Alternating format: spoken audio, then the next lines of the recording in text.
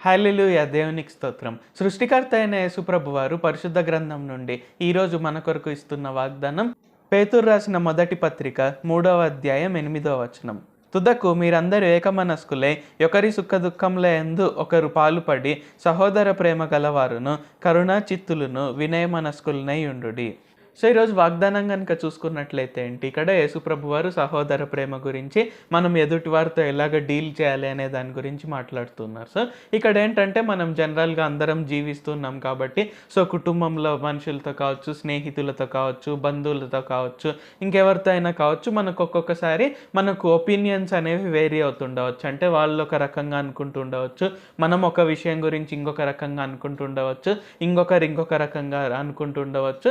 So ఇలాగ మనకు కొన్ని ఆర్గ్యుమెంట్స్ అనేవి రావచ్చు, అంటే వాదనలు అనేవి రావచ్చు. సో ఇలాంటివి ఏవైనా రావచ్చు. అయితే మనం గుర్తుంచుకోవాల్సింది ఏంటంటే యేసుప్రభు వారు మనందరి కొరకు చనిపోయారు. అంటే ఆయన ప్రతి ఒక్క మనిషిని ప్రేమిస్తున్నారు. సో ఆ విధంగా ఏంటి మనం కూడా ఎలాగైనా మాట్లాడేటప్పుడు కావచ్చు, మనం ఇతరులతో ఏదైనా బిహేవ్ చేసేటప్పుడు కావచ్చు, మనము ప్రేమగా ఉండాలి. అంటే మనం ఏదో మన వాదనే రైట్ అవ్వాలని మనం వారిపైన దురుసుగా ప్రవర్తించడం కావచ్చు, లేకుంటే సపోజ్ వారికి ఏదైనా కష్టం వస్తే నువ్వు పాపం చేసావు అందుకే నీకు ఈ కష్టం వచ్చింది అనడం కావచ్చు. సో ఇలాంటివన్నీ మనం పక్కన పెట్టి మనం ప్రతి ఒక్కరి సుఖ దుఃఖాల్లో మనం పాలు పొందుతూ, అంటే మన క్లోజ్గా ఉండే మనుషుల్లో మనం సుఖ దుఃఖంలో ఎందుకు పాలు పొందుతూ, అంటే మనకు ఏదైనా పరిస్థితి ఎందుకు వచ్చింది మనం దేవుని యొద్ద విచారిద్దాము అని ఆ విధంగా మనం ప్రోత్సహించడము, మనం వారితో ప్రేమగా మాట్లాడడము. సో మనం ఇందాక అనుకున్న విధంగా ఏదైనా వాదనలు వస్తే మనం ప్రేమగా మాట్లాడుతూ, పొలైట్గా మాట్లాడుతూ, ఓకే నేను ఇది అనుకుంటున్నాను, నువ్వు ఇది అనుకుంటున్నావు, ఓకే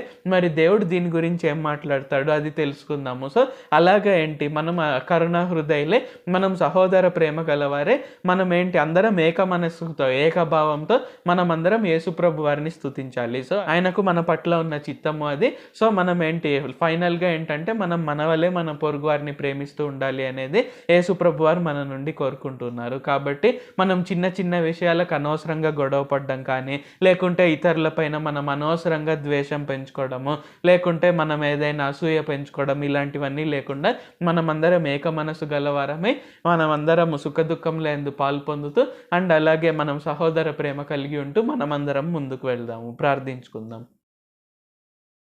ప్రభువా దేవా సర్వాధికారి, మాకు ఇంకొకసారి ప్రార్థించుకునేందుకు అవకాశం ఇచ్చినందుకు వందనాలు తండ్రి. మీరు మా కొరకే చేసిన ప్రతి ఒక్క మేలుని బట్టి మీకు వందనాలు, స్తుతులు, స్తోత్రాలు తండ్రి. ఈరోజు వాగ్దానంని బట్టి వందనాలు తండ్రి. మేమందరం కూడా ఊరికే అనవసరంగా ఒకరినొకరు కించపరుచుకుంటూ, అనవసరంగా మేము ఎదురు చెప్పుకుంటూ అలాగా కాకుండా మేమందరం ఏక మనస్కులై సుఖ దుఃఖంలో యందు పాలు పొందుతూ కరుణా చిత్తులే మేము ఏక సహోదర ప్రేమతో మేము ముందుకు సాగాలని చెప్పినందుకు వందనాలు తండ్రి. ఆ విధంగా ఈ ప్రార్థనలో పాల్గొంటూ ప్రతి ఒక్కరికి మాకందరికీ కూడా మీ ప్రేమను దయచేయండి. మీరు మమ్మల్ని ఎలాగైతే ప్రేమిస్తున్నామో, మమ్మల్ని మేము ఎలాగ ప్రేమించుకుంటామో ఇతరులను కూడా ఆ విధంగా ప్రేమించుటకు సహాయం చేయండి.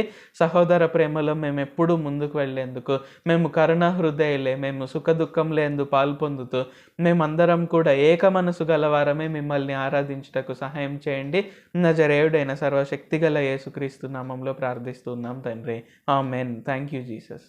దేవుడు మిమ్మల్ని ఆశీర్వదించును గాక.